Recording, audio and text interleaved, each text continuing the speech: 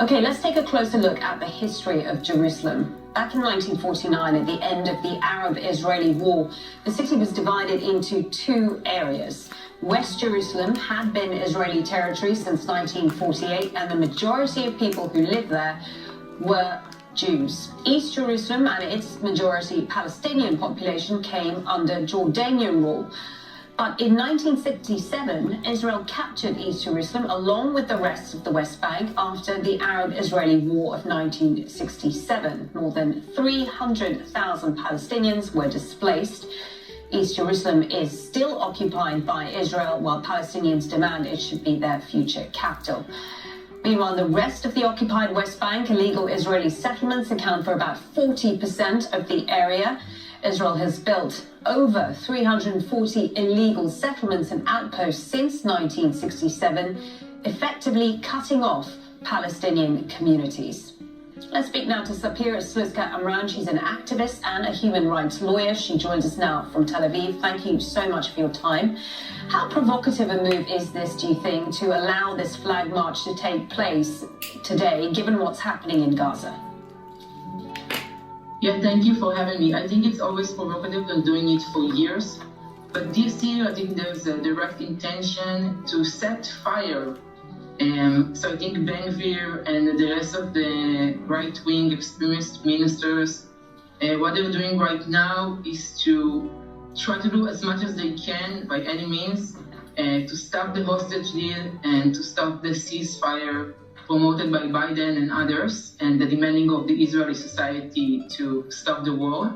And I think they're using this parade and they're using the route going inside the Damascus Gate, inside the old city, confronting and using violence against Palestinians to escalate the situation so they will have an excuse to continue the war.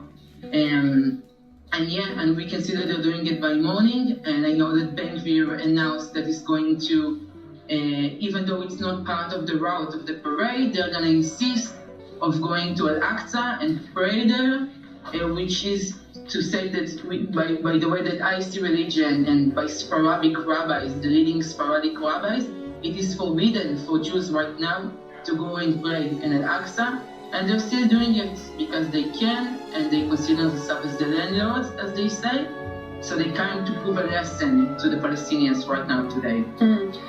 So the point you're making is, I mean, Jerusalem has stayed relatively calm, I would say, in comparison to other parts of the country over the recent period. So the aim is here of the far right to deliberately to raise tensions in this part of the area. Yeah, they're saying it clearly. They're saying we want to show them that we're in charge. We want to show them that we are the landlords. It's because we were quiet and didn't do all kinds of actions in Jerusalem and other cities to not escalate the situation. This fact became the escalation of the situation. So now they're saying we need to be harder, to use more force and more violence, and to show that we are the landlords, as they say, for that will be any kind of clashes, and then the attention will go to the clashes in Jerusalem instead of talking about the war, the hostage deal, and instead of talking about how this right-wing extremist government is the worst government that was ever been in Israel, and talking about the protest against it right now by Israelis. You mentioned that ceasefire deal, which is currently on the table, presented by the US president a few days ago. How do you feel the majority of Israelis actually view this deal? Do the majority of them actually want this war to end, or do they support the government's narrative, which is it can't end until Hamas is completely destroyed? I think people understand now, when the war started, there was all these slogans in Tel Aviv, in all over Israel, a big sign saying, we will win together.